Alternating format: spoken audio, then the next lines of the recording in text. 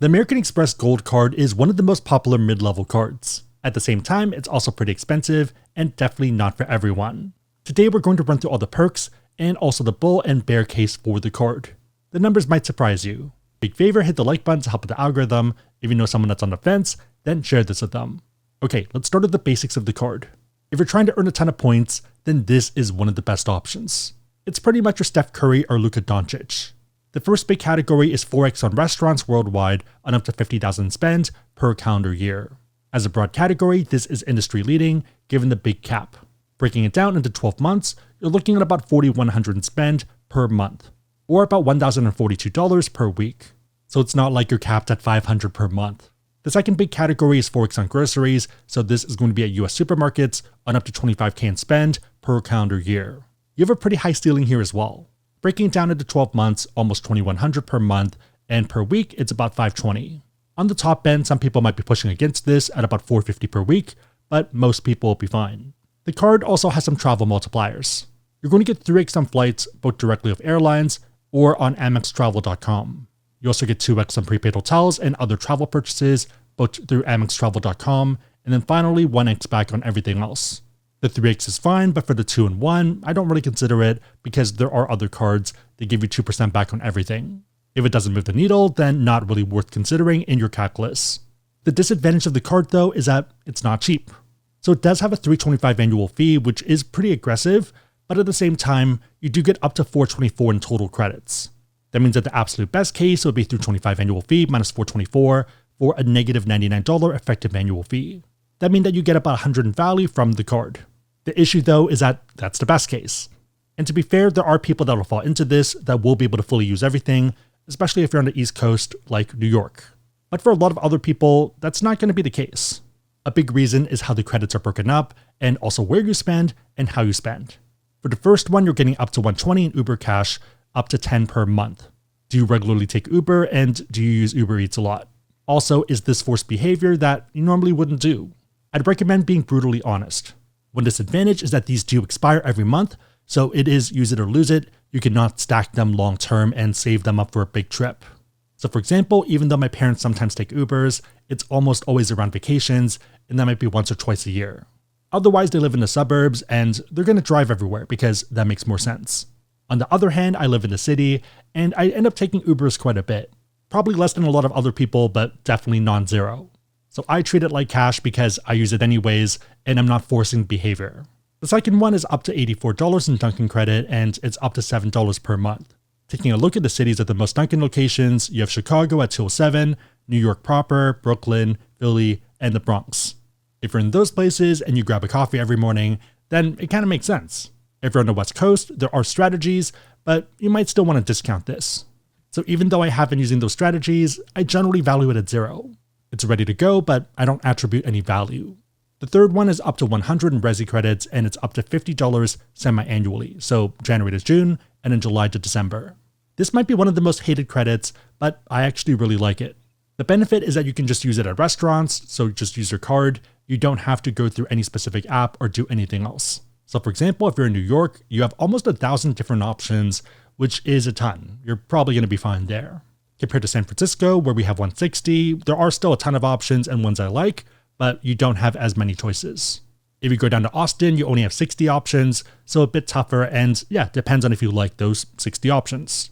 It does depend on where you eat, but I find Resi is good at finding good restaurants. They're not the nicest ones, so those ones tend to be on talk, the 2-3 Michelin star ones, and the super expensive ones that have reservations. So Resi's a bit below that and doing more average everyday options, or maybe once a week options. There are still fancy ones like 7 Adams, which did get a Michelin star and has a line out the door every night, but they do have some more affordable ones like Pinza, and my favorite Pinza shop is on Resi. This is one I've been going to since they opened a few years back, and delicious. In my case, I value it at the full amount since it's semi-annual and pretty easy to use. I don't feel like I'm forcing myself to do anything. But yeah, even if you're on a budget and things are tight, you're probably still going to have a date night once every quarter or once every half year. The last one's up to $120 for dining credit, and it's broken down into $10 per month. Right now, their partners are Grubhub, Cheesecake Factory, Goldbelly, Wine.com, and Five Guys, but these partners can change. So this is one of the credits I've grown a bit sour of.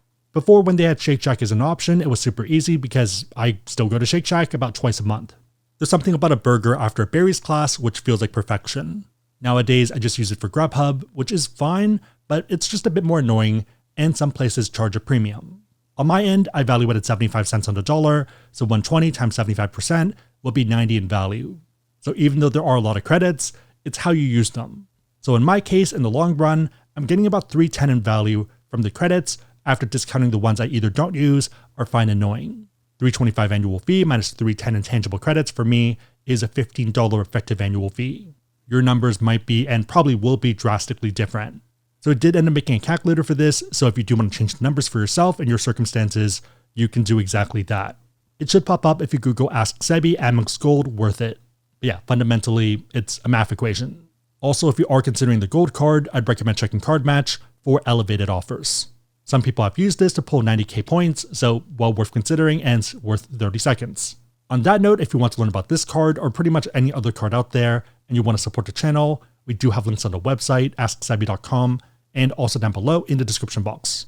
Make sure the links are competitive, that they make sense for you, but otherwise it is a huge way to support the channel, so thank you in advance. Okay, so we covered all the base details. What's the bear case? Put another way, why might this not make sense? One big potential factor is that you're earning points and not cash back. This is perfect if you want upside and you want to transfer to partners for those first and business class flights or to go to exotic destinations or ski destinations, but not ideal for team cash back. The main reason is that the baseline cash out rate for Amex points is only 0.6 cents per point as a statement credit. So in that case, 4x times 0.6 cents per point would only be 2.4% cash back. There's a lot of other cards out there that get you 3% cash back for no annual fee and don't require any hoop jumping. And to be fair, there technically are ways to get more value, but they require either the Schwab Platinum or Business Platinum cards. With the Schwab Platinum, you can get 1.1 cents into your brokerage. In that case, 4x would be 4.4%. So that can make sense, but the question becomes whether your lifestyle supports a Platinum card. The second potential issue is opportunity cost.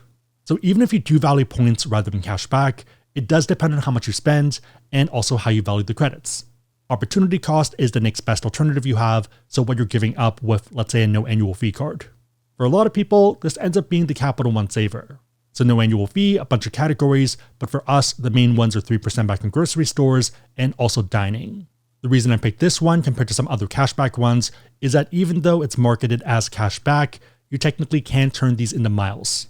You have to have the right cards, but it's an option. So in our case, apples to apples, points and miles, same idea, you have upside. Even if you don't value the credits at all, it might still make sense if you spend a ton. Assuming you attribute 2 cents per point or mile, where X is your spends, it becomes a math equation. We have a bunch of numbers, and if we solve for X and simplify, we have 16,250. That's the point where you're impartial. If you spend more than 16,250 with the 4X categories per year, then the Amex Gold is better. If less, then the Saver is better. On a per month basis, that's about $1,354. A reminder, this is worst case, assuming you don't value the credits at all, which is probably not the case. Let's say you value 200 of the credits, then the numbers do change by quite a bit. Still a formula of a bunch of numbers, and solving for X here, we have 6,250, about $521 per month. That's not a small amount, but it is a lot easier to spend that much, especially for higher cost of living cities.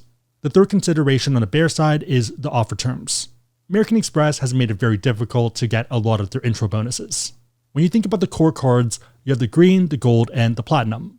Taking a look at the terms of the green card, you're not eligible for the welcome offer if you have or have had the platinum or the gold card. So that's for the green card, but the gold card is different. For the gold, you're not eligible for the welcome offer if you've had either the gold card or the platinum card. There's no mention of the green card though. Okay, what does this mean? Given how it's laid out, you're kind of incentivized to work your way up from the green to the gold and then to the platinum. And for this, we are focused on intro bonuses, so you'd be applying for each card separately rather than upgrading. There are upgrade offers, but they tend to not be as competitive as the intro bonuses. The annoying part is that the green card in its current iteration isn't the most competitive. For normal people, it is a balancing act because even though it might be mathematically the best move if you're willing to have a lot of cards, if you don't, then maybe it's not. So your mileage may vary, but I figured I'd bring it up. Okay, so that's a lot of reasons why you might not want to get the card, but what's the bull case? Why might you want to get this card? If you live in a high cost of living area and you eat out a lot of friends, or you spend a lot on groceries and you eat well, then it can easily beat the alternatives. I'm going to use where I live, but the same applies to a lot of other major cities. So for SF proper, you're looking at about 15 for lunch, maybe 20, and I'd say 30 to 40 for dinner. For nicer meals, probably 75 to 100 plus, and numbers go up even more if you get alcohol. I usually like drinking at home more because I feel like the pours at a lot of restaurants are just very aggressive. Depending on your lifestyle, you might be looking at 800 to 2,000 eating out every month per person. I think Mandy and I are pretty good normally, but when friends are in town, when we do more networking stuff and kind of have to do that stuff, then it becomes tougher. It's also tough when you know that you're splitting the bill evenly and everyone else is ordering drinks and you're not, so you kind of feel incentivized to as well. New York might also be a super edge case where their numbers seem to be very high. Some reports have said about 8,000 spent on restaurants every year compared to the national average of only 3,500. The benefit of cards though and multipliers is that they scale with your spend, so if you start making more and you start spending more, then you're still getting more points. But yeah, end of the day, run the numbers for your situation and how you value things to see whether it makes sense. In the short term, you might get a lot of cards for the intro bonuses. The gold card can still fit into that, but it tends to be a workhorse for your spend and systems that scale with you and works with you long term. But yeah, like with all things, your mileage may vary, so do what makes sense for you. Again, calculator should pop up on Google, and if you are considering it, I would definitely look at Card Match for increased offers. Ask Sebi Card Match. If you watched the video and you're thinking this card is not for me, I'd rather go for the Saver or any other card that has no annual fee, then that's fine. With that said, if you want to learn more about this card, or maybe you hate it and you want to learn about other cards, we do have links on the website, asksebi.com, and down below in the description box. End of the day, these are just tools. Find ones that work for you. If you made it to this point, leave a pizza emoji in the comments down below, and I'll try to heart it and also respond. 3 questions: what are your thoughts on the gold card? Which credits do you use and value?